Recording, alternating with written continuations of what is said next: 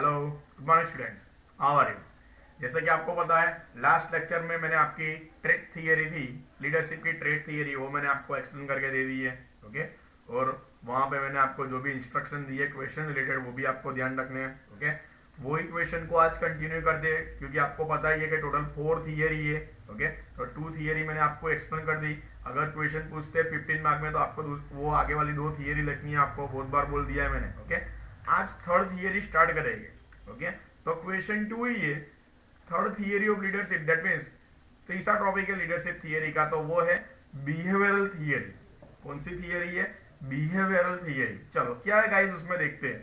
तो देखो, according to this approach, the success और effectiveness of leader depends upon his behaviour, that is how he behave और how he act. Okay, क्या बोलते हैं this theory? तो देखो, द सक्सेस और effectiveness of leader depends upon his behaviour, means leader का behaviour कैसा है, लीडर कैसे काम करता है और करवाता है, दूसरों के साथ उसका बिहेवियर कैसा है, उसके अकॉर्डिंगली उसको सक्सेस मिलेगी या फिर उसकी लीडरशिप की इफेक्टिवनेस दिखेगी। मीन्स हाउ ही बिहेव और हाउ ही एक्ट, दूसरे के साथ कैसे वो बिहेव करता है और दूसरे के साथ वो कैसे काम करता है और करवाता है। To become successful a leader must perform 2 major functions. देखो, बिहेवियरल थियरी के लिए भी 2 मेजर फंक्शंस लीडर को सक्सेसफुल लीडर को फॉलो करने पड़ेंगे अगर उसको सक्सेसफुल बनना है। तो कौन कौन से फंक्शन है गाइस? तो सबसे पहले दिया हो आपको टास्क रिलेटेड फंक्शन, या फिर उसको बोलोगे प्रॉब्लम सॉल्विंग फंक्शन। आगे कैरिस्मेटिक लीडरशिप थियरी और ट्रेट थियरी में मैंने आपको सब चीजें सिखा दी कि कौन कौन से करिश्मा होते हैं लीडर में, कैसे कैसे वो लीडिंग करता है। ट्रेट थियरी में एक्वार और इनेट क्वालिटी में कौन कौन सी लीडरशिप लीडर के पास क्वालिटी होनी चाहिए, वो मैंने आपको बता दी है। ओके, बट लीडर के साथ बहुत सारे फॉलोवर्स है, या लीडर के नीचे बहुत सारे फॉलोवर्स है, तो जितने फॉलोवर्स ज्यादा हो गए उतने प्रॉब्लम भी हो गए। तो प्रॉब्लम को सोल्व करने की भी एक क्वालिटी चाहिए, तो वो बिहेवियरल थियरी में आएगी गाइस, ध्यान रखना। तो उसको बोलेंगे टास्क रिलेटेड फंक्शन या फिर प्रॉब्लम सॉल्विंग फंक्शन। कैसे प्रॉब्लम होते हैं देखो, this means to solve the problem faced by subordinate by supervising and directing. ध्यान रखना, लीडर समझो कि लीडर अपने फॉलोवर्स को या सबऑर्डिनेट को समझो सुपरवाइज करता है, डायरेक्टिंग करता है, तो उसमें अगर सबऑर्डिनेट को या फॉलोवर्स को कोई प्रॉब्लम है तो उसको सोल्व करना, तो उसको बोलेंगे प्रॉब्लम सोल्विंग फंक्शन। क्या बोलेंगे उसको? प्रॉब्लम सोल्विंग फंक्शन या टास्क रिलेटेड फंक्शन। 101% एमसीक्यू आने के चांसेस।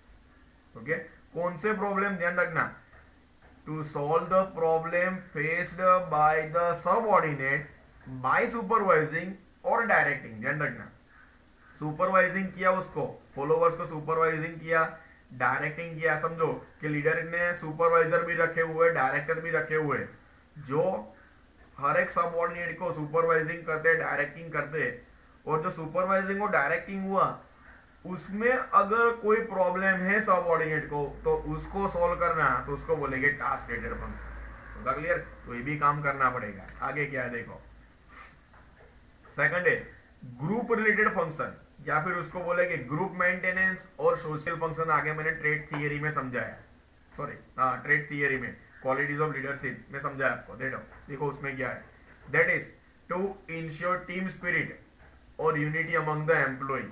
ग्रुप रिलेटेड फंक्शन में क्या है कि जितने भी उसके फॉलोवर्स है, जितनी भी बड़ी उसकी टीम है, तो उन टीम में टीम स्पिरिट चाहिए या टीम के बीच यूनिटी चाहिए, हर एक एम्प्लॉय के बीच यूनिटी चाहिए, लीडर और फॉलोवर के बीच यूनिटी चाहिए। तो उसको बोलेंगे क्या? ग्रुप मेंटेनेंस पॉलिसी या फिर सोशल वर्क।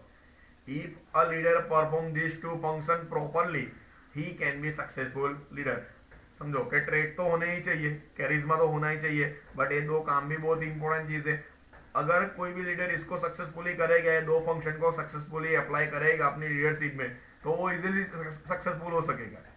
हो रहा है क्लियर? कौन से 2 फंक्शन है? तो task related functions and group related functions. होगा क्लियर?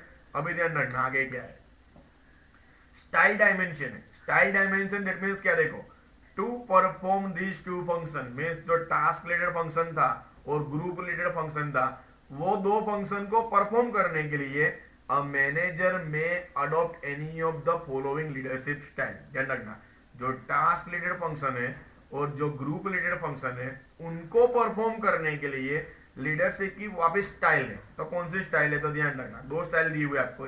तो उसमें सबसे पहली स्टाइल दी हुई है टास्क ओरिएंटेड लीडरशिप स्टाइल। कौन सी है? Task oriented leadership style means क्या? ध्यान रखना, it is the type of leadership style a leader give more important to the performance of task and not to employee। ध्यान रखना, MCQ में टिक कर लेना। टास्क ओरिएंटेड लीडरशिप स्टाइल में क्या करेगा लीडर? तो लीडर टास्क को इंपोर्टेंट देगा, मींस वर्क को इंपोर्टेंट देगा, परफॉर्मेंस ऑफ टास्क को इंपोर्टेंट देगा, एम्प्लॉय को इंपोर्टेंट नहीं देगा। कौन सी स्टाइल में? तो टास्क ओरिएंटेड लीडरशिप स्टाइल में लीडर किसको इंपोर्टेंट देगा? तो more important to the performance of task या फिर performance of work, not to employee. Task oriented leadership style में वर्क को या टास्क को इंपोर्टेंट ज्यादा होगा, एम्प्लॉय को इंपोर्टेंट कम होगा। और इसके टोटली ऑपोजिट मींस कौन सा टॉपिक है? तो एम्प्लॉय ओरिएंटेड स्टाइल। उसमें क्या देखो, in this style of leadership, a leader gives more importance to human, that means human aspect of employees, that is welfare measure, good human treatment etc। ध्यान रखना, means task oriented में क्या था? Task को important ज्यादा था, employ को important कम था। एम्प्लॉय ओरिएंटेड में क्या है कि एम्प्लॉय को इंपोर्टेंट ज्यादा देना है और टास्क को इंपोर्टेंट कम देना है। टास्क को इंपोर्टेंट कम देना है मीन्स ऐसा नहीं होगा कि काम नहीं करवाना है, बट एम्प्लॉय की वेलफेयर, एम्प्लॉय को जो अच्छी ट्रीटमेंट चाहिए वो भी सब लीडर प्रोवाइड करेगा। तो उसको क्या बोलेंगे? Employee oriented style. Is it clear?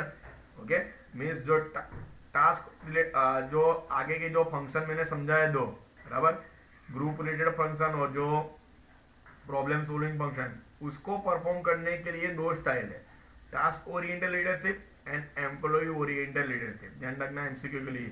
चलो आगे क्या है? तो क्रिटिसिज्म भी है। तो कौन कौन सी क्रिटिसिज्म है? ध्यान रखना, a particular type of leader may be effective only at particular joint of time but may not be effective at another point of time. ध्यान रखना, बिहेवियरल थियरी में जो लीडर होगा पर्टिकुलर टाइम में वो सक्सेस होने के चांसेस ज्यादा है, बट समझो कि टाइम चेंज हुआ, सिचुएशन चेंज हुई, तो फिर ये लीडरशिप स्टाइल यूजफुल नहीं रहेगी। आगे दिया हुआ है, thus this approach ignores the importance of time element in leadership। आगे पूरी लीडरशिप स्टाइल मैंने समझाई आपको, लीडरशिप थियरी समझाई, बिहेवियरल, उसमें टाइम एलिमेंट का तो कोई उसमें डिस्कस किया हुई नहीं है। दैट मींस टाइम एलिमेंट है उसको टोटली क्या किया हुआ है? इग्नोर किया हुआ है। ओके, मींस टाइम को भी देखना पड़ेगा कि कौन से टाइप में कौन सी लीडरशिप स्टाइल के कौन सी लीडर कैसा यूज करता है, तो यहाँ पे उसको इग्नोर किया हुआ है। आगे क्या है?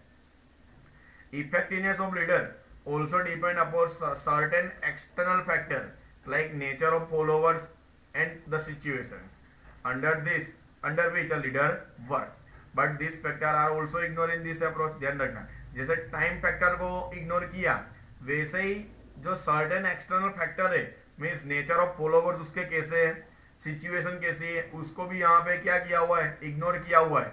ओके, जैसे टाइम एलिमेंट को इग्नोर किया, वैसे external factor that means nature of followers means कैसे है उसके फॉलोवर्स है, क्या उसको एक्सेप्ट करते हैं कि नहीं, कौन सी सिचुएशन है, वो यहाँ पे उसको भी क्या किया हुआ है? टोटली क्या किया? उसको इग्नोर किया। तो उसके वो कैरेक्टरिस्टिक्स हुआ। Clear guys? तो थर्ड टॉपिक इतना ही है, बिहेवियरल थियरी। ओके, चलो आगे क्या है देखते। चलो गाइस, फोर्थ लीडरशिप थियरी आपकी, जिसको बोलेंगे सिचुएशनल थियरी या फिर कंटिंजेंसी अप्रोच। सिचुएशनल थियरी या फिर कंटिंजेंसी अप्रोच एमसीक्यू में ध्यान रखना।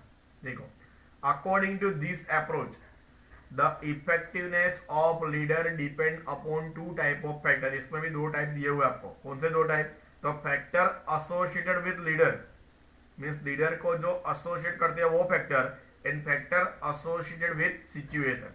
मीन सिचुएशन को कंसर्न करते हैं वो फैक्टर। चलो तो सबसे पहले देखते हैं फैक्टर एसोसिएटेड विथ लीडर, या फिर उसको बोलेंगे लीडर्स बिहेवियर। तो देखो this factor are as follow. उसमें फर्स्ट टॉपिक है लीडर्स कैरेक्टरिस्टिक्स। कौन सा टॉपिक है?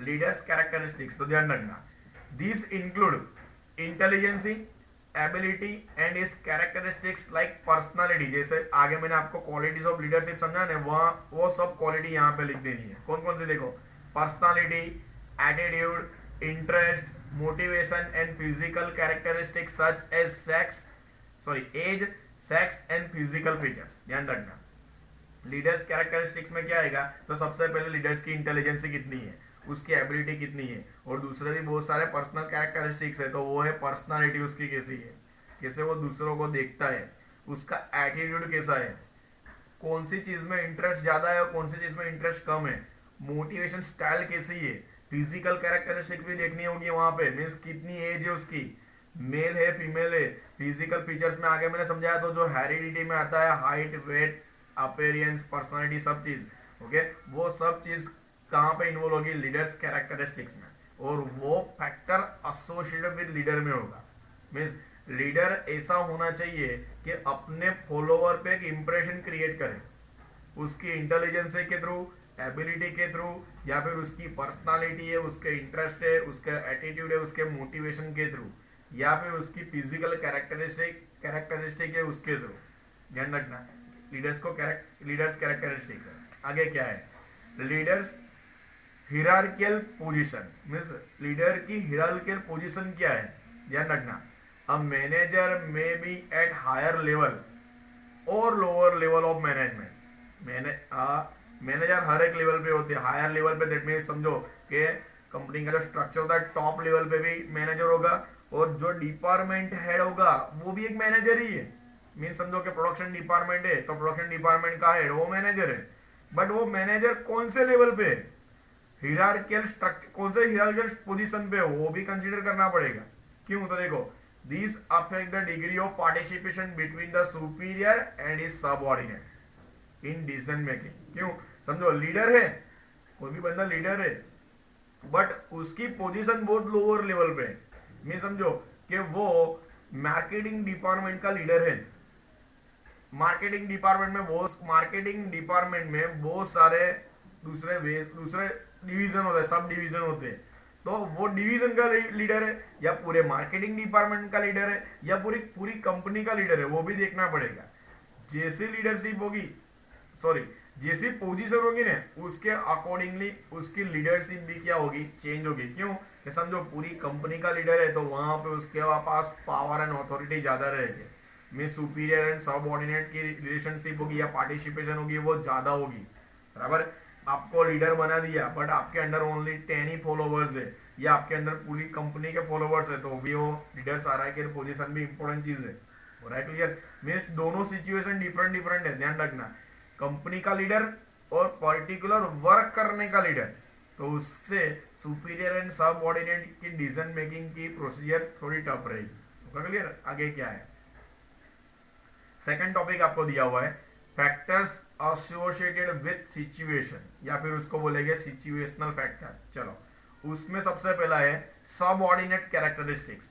तो इधर दिया हुआ है they are same as leaders characteristics. आपको ऐसे नहीं लिखना है, जो इसके आगे वाला टॉपिक मैंने समझा है फैक्टर एसोसिएटेड विद लीडर वाला, उसमें जो लीडरशिप के कैरेक्टरिस्टिक्स थे, लीडर के कैरेक्टरिस्टिक्स, वो ही सेम आपको यहाँ पे लिखने हैं। तो सबऑर्डिनेट का कैरेक्टरिस्टिक्स भी होना चाहिए ऐसे, ओके? जैसे लीडर के हो गए वैसे ही सबऑर्डिनेट की भी हो गए। चलो नेक्स्ट टॉपिक है लीडर्स सिचुएशन। तो leaders situation is determined by, सबसे पहला है लीडर्स पोजीशन एंड पावर। मैंने आपको बताया कि लीडर समझो पूरी कंपनी का लीडर है, उसके पास पोजीशन ऐसी है, उसके पास पावर ज्यादा है, बट पर्टिकुलर वर्क करने का आपको टीएल बना दिया, टीम लीडर बना दिया, तो आपके पास पोजीशन और पावर कम रहेगी। क्यों? समझो कि मुझे पर्टिकुलर वर्क करने के लिए लीडर बनाया और मेरे अंडर ओनली 10 ही फॉलोवर्स है, 10 ही एम्प्लॉई या 10 ही सबऑर्डिनेट है, तो फिर मेरी पोजीशन उनके बीच की लिमिटेड है, 10 एम्प्लॉई के बीच में लिमिटेड है, मेरे पास पावर ओनली 10 एम्प्लॉई के रिलेटेड है। और अगर मैं पूरी कंपनी का लीडर होगा, दैट मीन्स कंपनी के जितने भी सबऑर्डिनेट होंगे उनकी सबकी पावर मेरे पास होगी, मीन्स वहां पे मेरी पोजीशन ऐसी है कि मुझे पावर और अथॉरिटी ज्यादा मिल रही है। आगे क्या है, लीडर सबऑर्डिनेट रिलेशनशिप, वो मैंने आगे आपको समझा दिया, जो अच्छे ही होने चाहिए।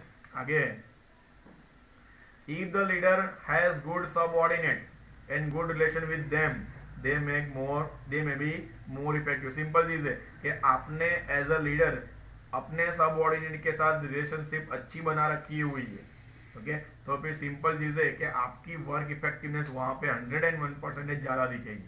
आगे क्या है, थर्ड टॉपिक है ग्रुप फैक्टर। कौन सा फैक्टर, ग्रुप फैक्टर, आगे मैंने समझाया। देखो, they include task design, group composition, group norms, group cohesiveness and group and peer group relationship. Group factor में क्या आएगा, तो देखो सबसे पहले तो टास्क डिजाइन, मीन्स वर्क कैसे डिजाइन होगा, तो वो ग्रुप को देख के टास्क डिजाइन होगा। ग्रुप की कंपोजिशन क्या है, मीन्स ग्रुप का स्ट्रक्चर कैसा है। ग्रुप के norms that means rules regulation, कौन से रूल्स रेगुलेशन को ग्रुप फॉलो करता है। ग्रुप कोहिजिवनेस, दैट मींस क्या, कोहिजिवनेस में सुसंगतता, ग्रुप एक दूसरे के साथ कितना बॉन्डिंग है, एम्प्लॉय एक दूसरे के साथ कितने बॉन्डिंग है। और peer and group relationship means क्या, कि पीयर मींस सहकर्मचारीઓનો ગ્રુપ રિલેશનશિપ કેવો છે, બધી વસ્તુને કન્સિડર કરવાનો હોય કે વાસે ગ્રુપ ફેક્ટર होगा। क्लियर। फोर्थ टॉपिक है आपका ऑर्गेनाइजेशनल फैक्टर। कौन सा टॉपिक है, ऑर्गेनाइजेशनल फैक्टर में क्या आएगा, देखो, they include organisational climate and organisational culture. कौन से ऑर्गेनाइजेशनल कल्चर में लीडरशिप दे रहा है, ओके। ऑर्गेनाइजेशनल क्लाइमेट कैसा है, वो भी बहुत इंपॉर्टेंट चीज है गाइस। ऑर्गेनाइजेशनल कल्चर अगर एम्प्लॉय को ज्यादा इंपॉर्टेंट देता है, ऐसा कल्चर है ऑर्गेनाइजेशन में, पॉजिटिव क्लाइमेट है, तो लीडरशिप वहां पे क्लियरली दिखेगी। होगा क्लियर। चलो, if these factors are favourable the leader will be effective. ये चार फैक्टर दिए, तो चार फैक्टर अगर लीडर के लिए फेवरेबल हो गए तो फिर आपको लीडर की इफेक्टिवनेस ज्यादा दिखेगी। तो क्लियर। तो इसके कोई क्रिटिसिज्म या कुछ है नहीं। मीन्स फाइनली यहाँ पे आपका क्वेश्चन नंबर जो 2 है वो ओवर हुआ, जिसमें टोटल 4 लीडरशिप की थियरी थी, ओके। उसमें पहली थी charismatic leadership theory, second one is trait leadership theory, और third one is behavioural leadership theory, and fourth one is situational leadership theory. होगा क्लियर। जिसमें theory number 1 and 2 is most important for your external exam and 15 marks. होगा clear. And theory number 3 and 4 is also important for MCQ means internal exam. होगा clear. चलो guys, मिलते next question को लेंगे, okay.